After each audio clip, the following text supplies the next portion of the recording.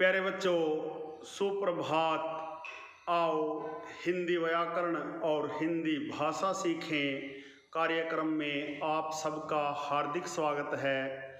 प्यारे बच्चों, आज हम NCERT द्वारा कक्षा 9वीं के पाठ्यक्रम में शामिल इस जल प्रलय में नामक पाठ के अभ्यास के महत्वपूर्ण प्रश्न उत्तर सीखने का प्रयास करेंगे।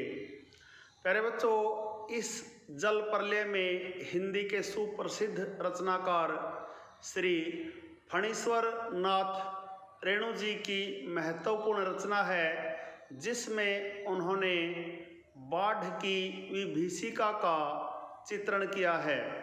प्यारे बच्चों, आइए इस जल प्रलय में नामक पाठ के अभ्यास के महत्वपूर्ण प्रश्न उत्तर सीखना प्रारंभ करते हैं। प्यारे बच्चों, अभ्यास का पहला प्रश्न देखिए। बाढ़ की खबर सुनकर लोग किस तरह की तैयारी करने लगे? प्यारे बच्चों, उत्तर देखिए। बाढ़ की खबर से सारे शहर में आतंक मचा हुआ था।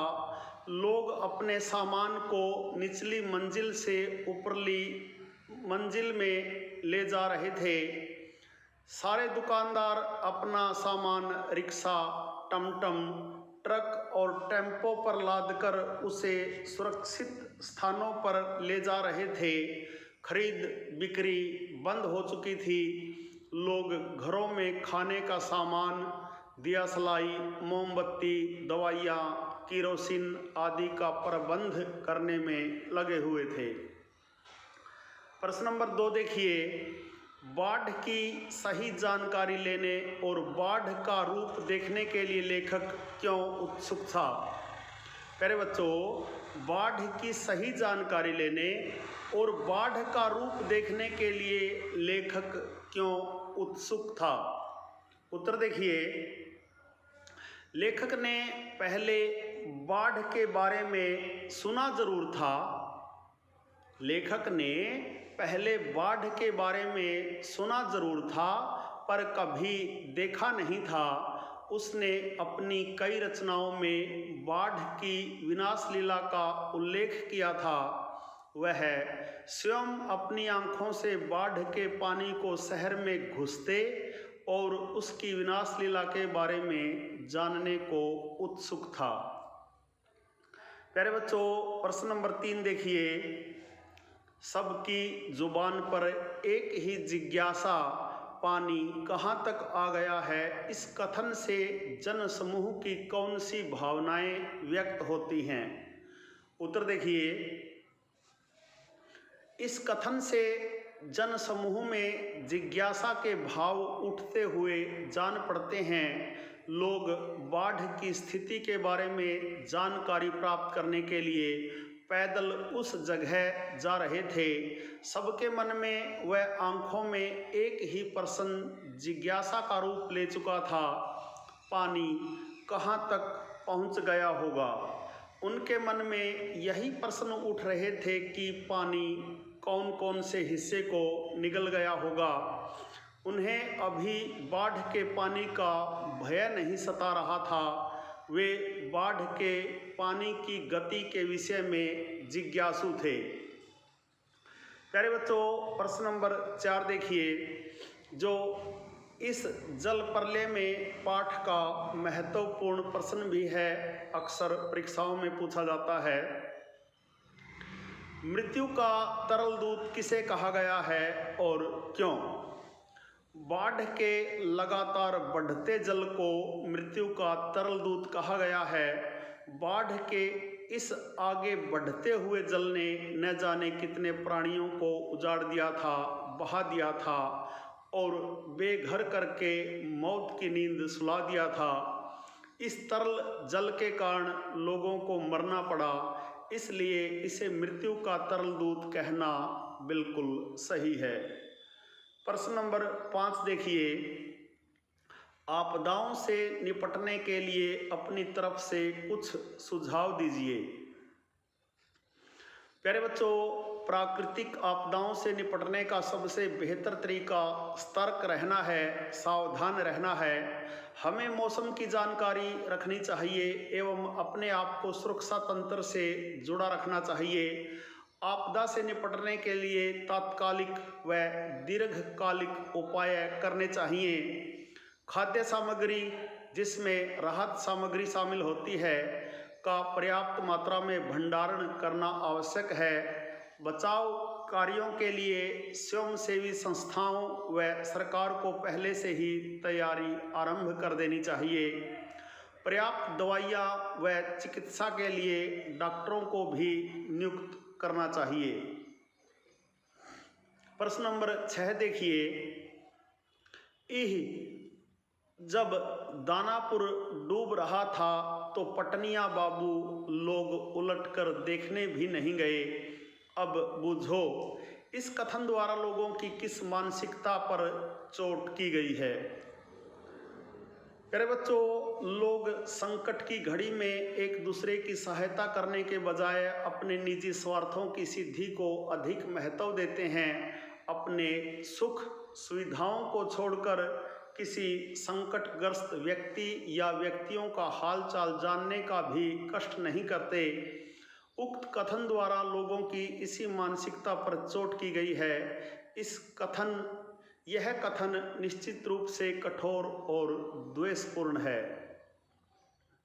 प्रश्न नंबर 7 देखिए, खरीद बिक्री बंद हो चुकने पर भी पान की बिक्री अचानक क्यों बढ़ गई थी।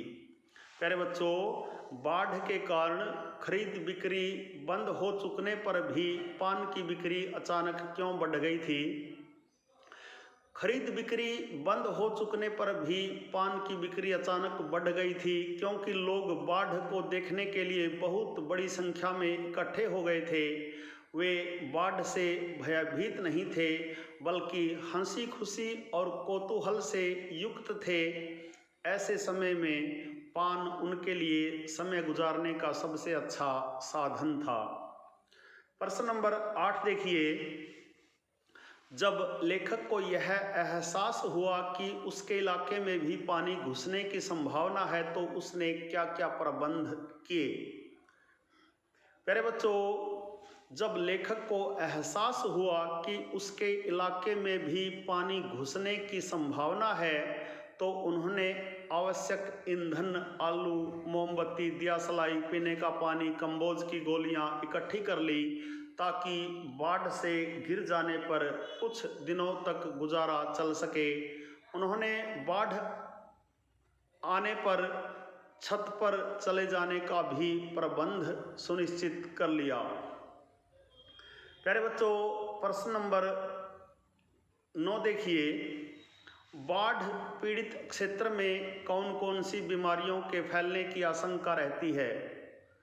प्यारे बच्चों, बाढ़ के बाद हैजा, मलेरिया, टाइफाइड आदि बीमारियों के फैलने की संभावना रहती है क्योंकि बाढ़ के उतरे पानी में मच्छर अत्यधिक मात्रा में पनपते हैं, जिसके कारण मलेरिया जैसी बीमारी हो जाती है।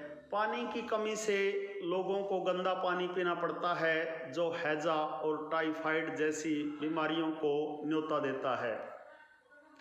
प्रश्न नंबर 10 देखिए, नौजवान के पानी में उतरते ही कुत्ता भी पानी में कूद गया। दोनों ने किन भावनाओं के वशीभूत होकर ऐसा किया। प्यारे बच्चों, नौजवान और कुत्ता परस्पर गहरे आत्मीय थे, अर्थात वह नौजवान और कुत्ता आपस में आत्मा से जुड़े हुए थे। दोनों एक दूसरे के सच्चे साथी थे। उनमें मानव और पशु का भेदभाव भी नहीं था। वे एक दूसरे के बिना नहीं रह सकते थे। यहाँ तक कि नौजवान को कुत्ते के बिना मृत्यु भी स्वीकार नहीं थी। इस व्यवहार से उनकी गहरी मैत्री का परिचय मिलता है। प्यारे बच्चों, प्रश्न नंबर 11 देखिए, अच्छा है कुछ भी नहीं, कलम थी वह भी चोरी चली गई। अच्छा है कुछ भी नहीं मेरे पास। मूवी, कैमरा, टेप रिकॉर्डर आदि की तीव्र उत्कंठा होते हुए भी लेखक ने अंत में उपर्युक्त कथन क्यों कहा। प्यारे बच्चों, इस कथन को एक बार फिर समझ लीजिए। लेखक ने कहा, अच्छा है कुछ भी नहीं, कलम थी वह भी चोरी चली गई। अच्छा है कुछ भी नहीं मेरे पास, मूवी, कैमरा, टेप रिकॉर्डर आदि की तीव्र उत्कंठा होते हुए भी लेखक ने अंत में उपर्युक्त कथन क्यों कहा? प्यारे बच्चों, यह लेखक के बाढ़ से उत्पन्न दुख को व्यक्त किया गया है। वह इस घटना को पहले कैमरे में कैद करना चाहता था, परंतु उसके पास कैमरा उपलब्ध नहीं था। फिर उसके मन में विचार आया कि वह कलम के द्वारा पन्नों में इस त्रासदी को लिखे जिसे उसने पहले स्वयं भोगा था, पर उसकी कलम भी उसके पास नहीं थी, वो भी चोरी हो गई थी। इतनी तीव्र उत्कंठा होते हुए भी लेखक ने सोचा कि अच्छा है कुछ भी नहीं, क्योंकि बाढ़ के इस सजीव भयानक रूप को अगर वो अपने कैमरे व कलम से पन्नों पर उतार भी लेता तो उसे दुख ही तो प्राप्त होता। उसे बार बार देखकर पढ़कर उसे कुछ प्राप्त नहीं होता, तो फिर उनकी तस्वीर लेकर वह क्या करता? प्यारे बच्चों, यह थे इस जल प्रलय में नामक पाठ के अभ्यास के महत्वपूर्ण प्रश्न उत्तर। आशा है आपको अच्छी प्रकार से समझ में आए होंगे। प्यारे बच्चों, इस जल प्रलय में नामक पाठ के अभ्यास के प्रश्न उत्तरों पर आधारित आज का यह छोटा सा वीडियो यदि आपको पसंद आए, समझ आए, तो इस वीडियो को लाइक, कमेंट और ज़्यादा से ज़्यादा शेयर जरूर करें। प्यारे बच्चों, यदि आप वास्तव में गंभीरता के साथ हिंदी व्याकरण और हिंदी भाषा को सीखना चाहते हैं तो आपके अपने YouTube चैनल संगम टीवी हिंदी व्याकरण को सब्सक्राइब जरूर करें और वीडियो पर दिए बेल आइकन को जरूर दबाएं, ताकि संगम टीवी हिंदी व्याकरण पर पढ़ाए जाने वाले पाठों का सबसे सरल और सटीक विश्लेषण YouTube पर अपलोड होते ही उसका नोटिफिकेशन सबसे पहले आपके पास पहुंचे। प्यारे बच्चों, खुश रहें, मस्त रहें, योगा करें, स्वस्थ रहें, आपका दिन मंगलमय हो।